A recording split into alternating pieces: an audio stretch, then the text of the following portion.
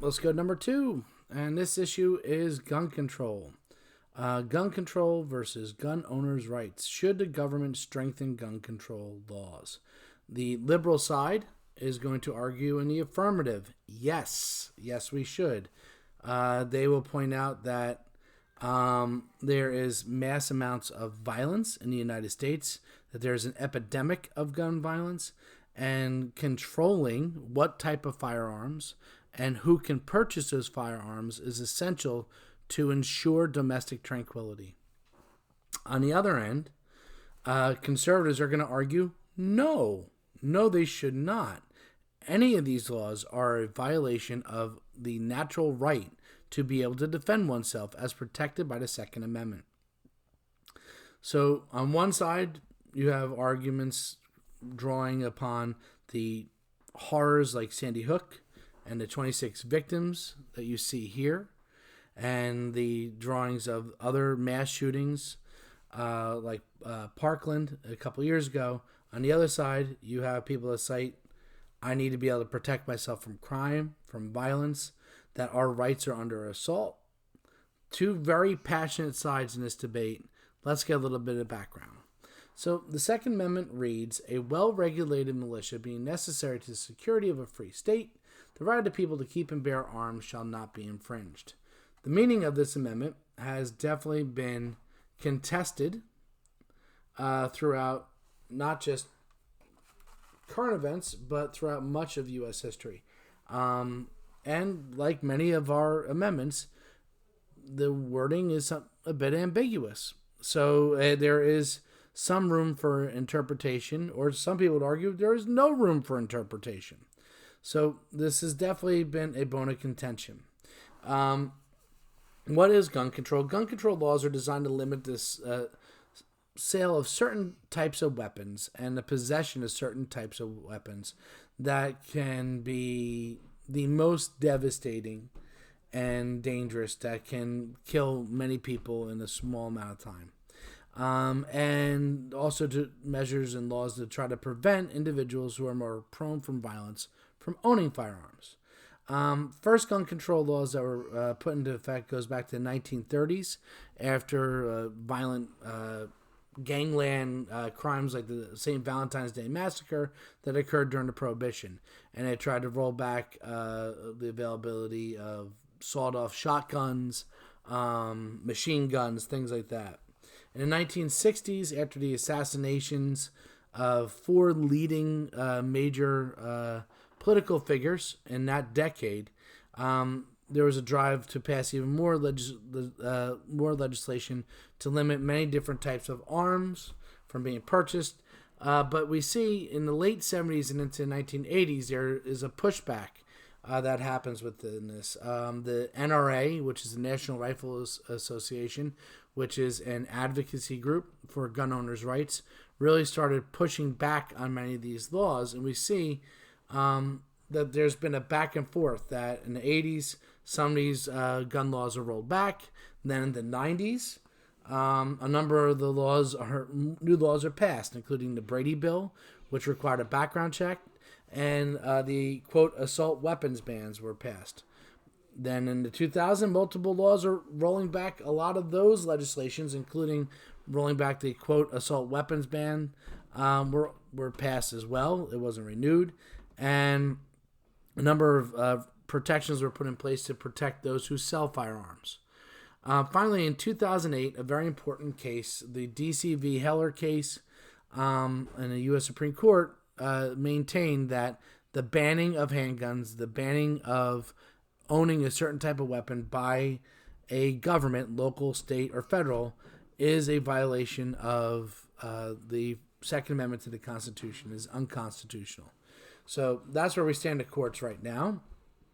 And lastly, another thing that is a big part of this, since the Columbine Massacre in 1999 to present, an increasing number of mass shootings has ignited both sides of the gun control debate on what is the best measure to stop these events from happening. So let's look at the liberal argument. Liberals are going to argue that gun control laws are first constitutional. Like this rights in the Second Amendment, like all of our rights, have limits. We talked about many of the rights of the First Amendment. Second Amendment has limits.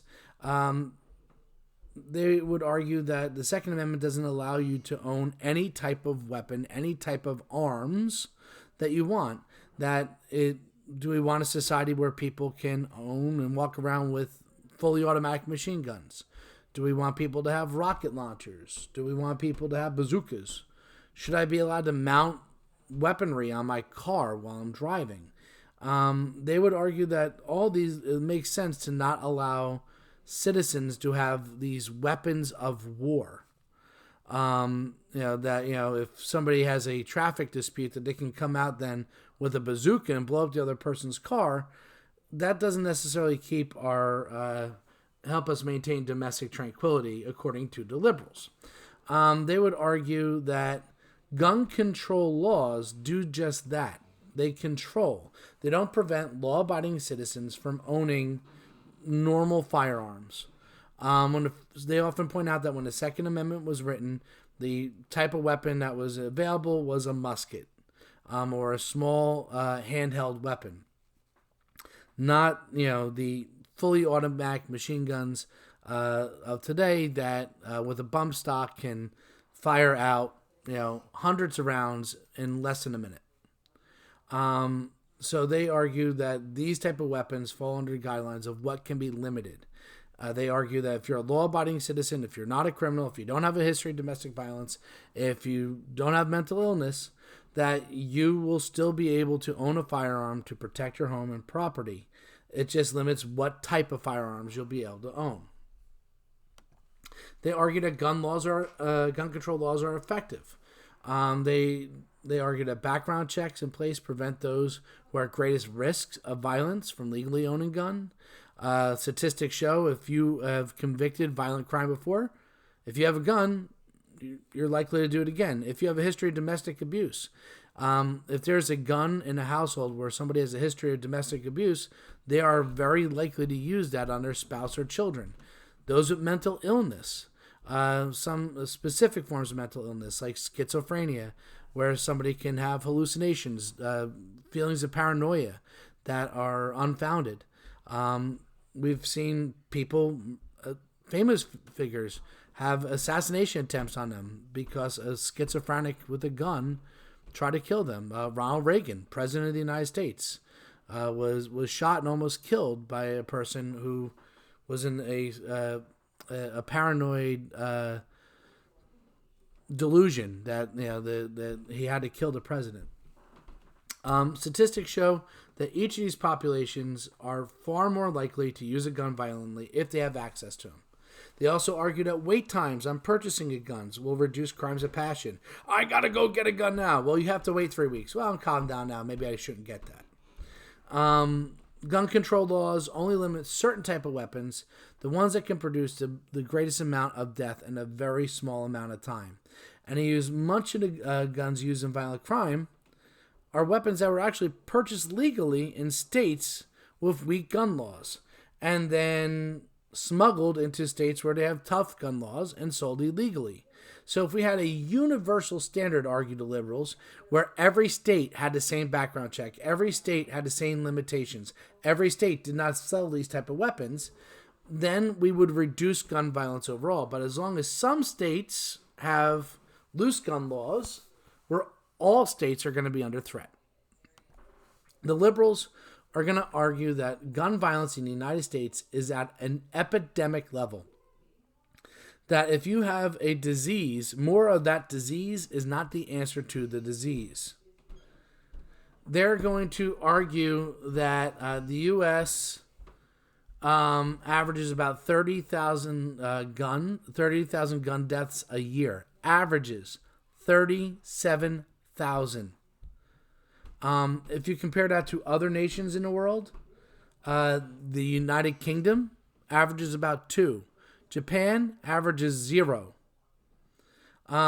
We have more gun deaths per year, average more deaths per year than the other 20 high-income nations combined. That's a lot. That shows there's an epidemic. And many of these nations have gun control laws in effect that limit who can own weapons and what type of weapons can be owned. Not just murder, suicide. Suicide rate by gun is 10 times higher than other high income nations. So we have a higher suicide rate of people taking their life with a gun than all the other nations that have an economy similar to ours. Our homicide rate is 25 times higher. Homicide rate, gun-related homicide, is 25 times higher. They argue that minorities and women and teens are all more heavily affected by gun violence, and argue that since in 2019, 1 year alone, there was 417 mass shootings, 31 resulted in death. They argue that this is an epidemic that we need stricter laws to deal with it. They also will argue that arming untrained people, like teachers and schools, will result in more unintended deaths. And they also argue that arming more people makes our first responders less safe. Let's look at the conservative argument. Conservatives' argument is pretty open and pretty self-explanatory. 1. Gun control laws are unconstitutional. The language in the Constitution is clear. Shall not be infringed. The people's right to keep, to own, to bear, to carry arms, guns to defend themselves, won't be infringed. Any limitation of any type of firearm is an attack on a natural right. Natural rights are protected in the Bill of Rights, and among those are the right to defend oneself, to defend one's property, defend your family. And these background checks that liberals are advocating for, conservatives argue, infringe on people's due process rights. All right, I was accused of domestic violence, so you can take my guns, but I wasn't convicted in a court of law, but yet that accusation can have one of my First Amendment rights, my Bill of Rights, natural rights taken away from me. That's not right.